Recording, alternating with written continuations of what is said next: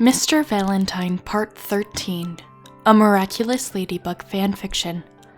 If you have not heard the previous 12 parts of this story, you can find a link to them in the description box below. If you haven't already, make sure you give this video a thumbs up and comment down below in support of more fanfiction.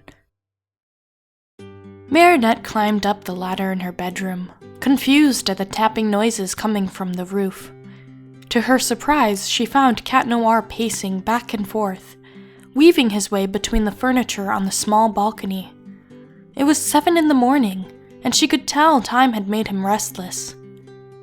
"What are you doing here, Cat?" She cut herself off, unsure what to call him. He knew she knew. The boy sighed quietly, stopping his footsteps to lean against the balcony. "How are you holding up?" he asked. "What do you mean?" "After the Akuma fight today, how are you holding up?" "Good.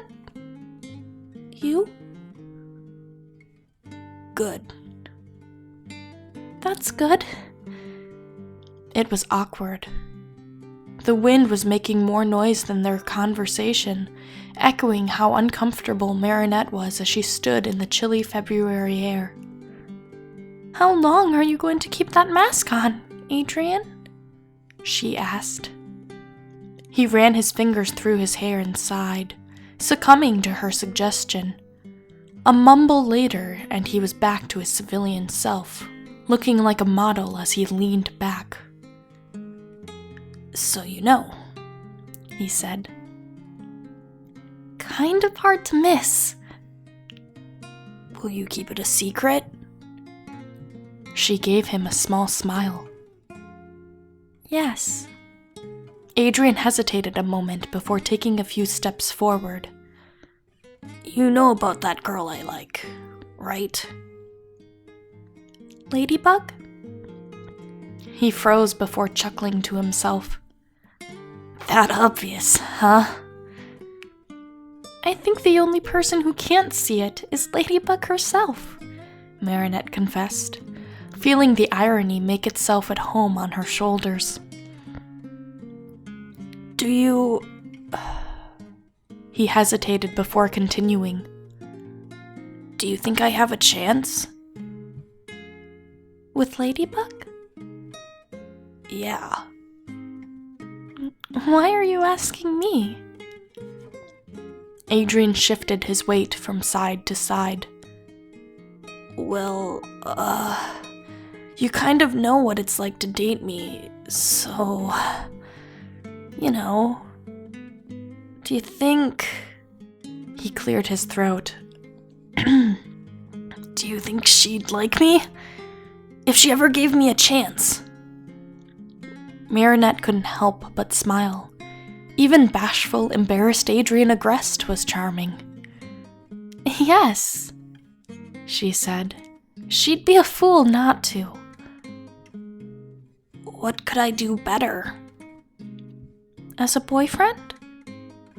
"Yes." Why is that a question?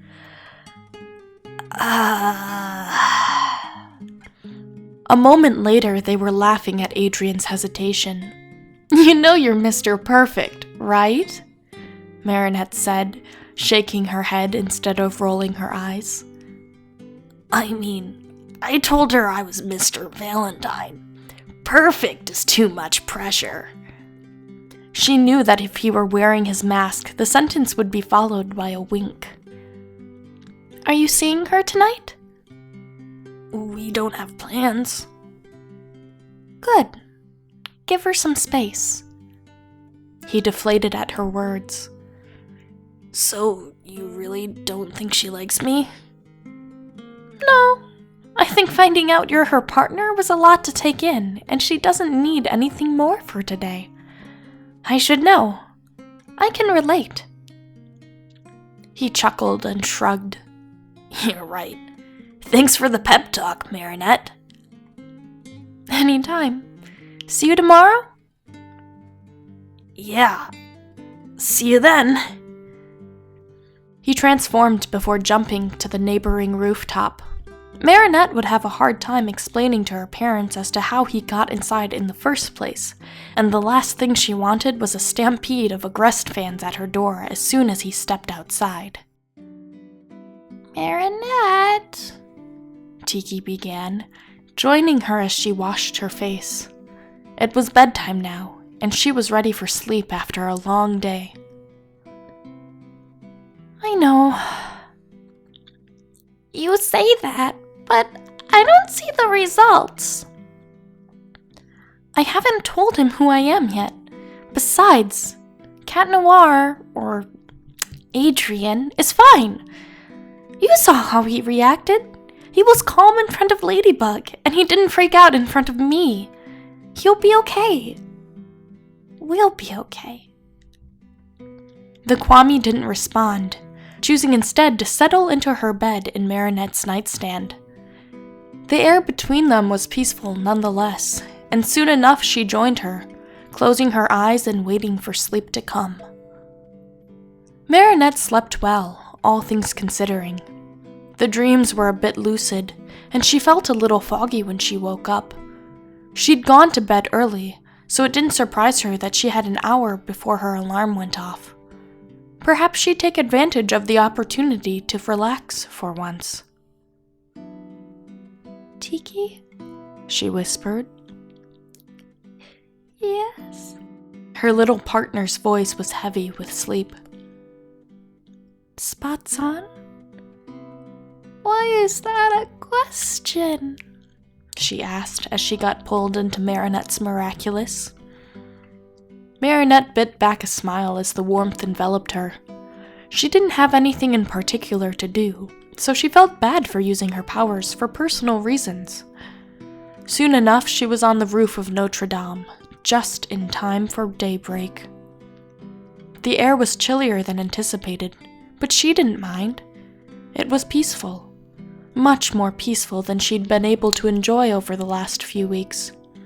She'd done this a couple of times in the past, and she'd made sure to put on a coat before transforming. She'd want to share a view like this with her best friend, after all. "Spots off." A moment later, Tiki was sitting on her shoulder, munching on a piece of the scone Marinette packed. It was a serene moment for the two of them, watching the sun rise over the city, or at least the parts they could see from where they were. She had to position herself behind some beams so tourists wouldn't see them as they walked by. She was confident that Roger the cop wouldn't accept any reason she could come up with as to why she, a baker's daughter, was on the roof of a landmark in the wee small hours of the morning.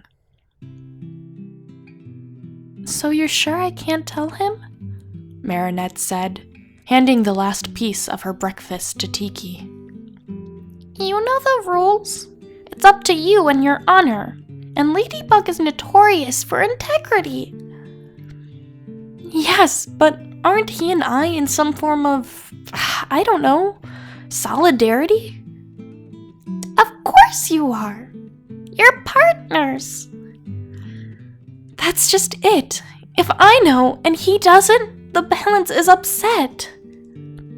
"Which is why you shouldn't have let him know that you know." "Weren't you just talking about honor?" "Yes, but level-headedness is just as important." "Please don't guilt-trip me." "I'm making sure you understand the full consequences." Marinette sighed and ran her fingers through her hair, deciding to use the silence as an opportunity to throw her hair back into a ponytail. She grabbed a hair tie, held it between her teeth, and turned to grab some bobby pins from her bag when she saw someone across the roof. Her first reaction was that equal to a heart attack. She didn't want to deal with some security guard, and cleaning up to run away would take too long, not to mention it would draw attention. But by the time her eyes focused, she realized she couldn't breathe. Standing across the way, staring at her with a face crossed between surprise and shock, was Cat Noir. She had no idea how long he'd been there, nor could she tell if he'd seen Tiki. The worst case scenario was he'd seen her de-transform. The best case was he thought she was a crazy, hipster Parisian girl who liked to go onto restricted rooftops of the local tourist traps for its aesthetics. "Hi," she said, lifting her hand slowly to wave. He blinked a few times at her response, obviously a bit taken aback. She stood up and he flinched, causing her breath to catch in her lungs.